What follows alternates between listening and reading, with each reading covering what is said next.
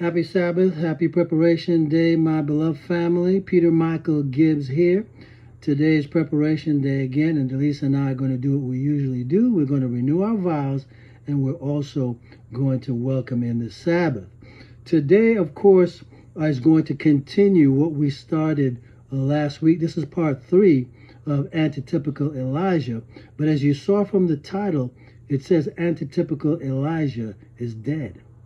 Now, I want you to think about that statement, that antitypical Elijah is dead, and what that could possibly mean.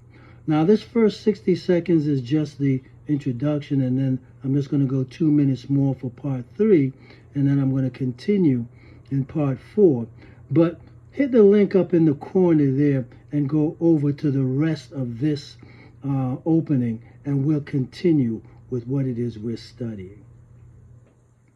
So welcome to part 3.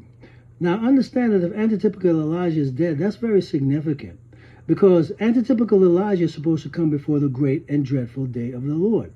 So what's the great and dreadful day of the Lord?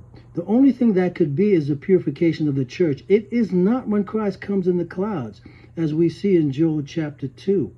It's not when Christ comes in the clouds, because there's activity that's going on around the great and dreadful day of the Lord.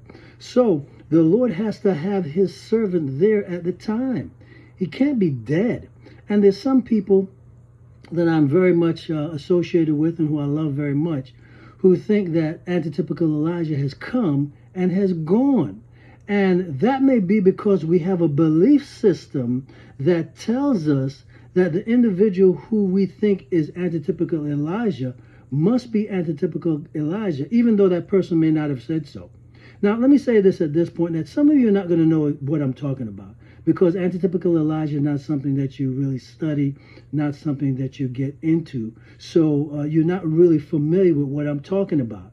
But although you're not familiar with it now, I guarantee you 100%, you will become very familiar with it, because it's important to these end times. So continuing on, imagine that you were to say that antitypical Elijah is dead. Since Elijah the Tishbite was translated, then antitypical Elijah is not going to be translated. He's going to come and do his work, which of course is sanctioned by the Lord, and he's going to die.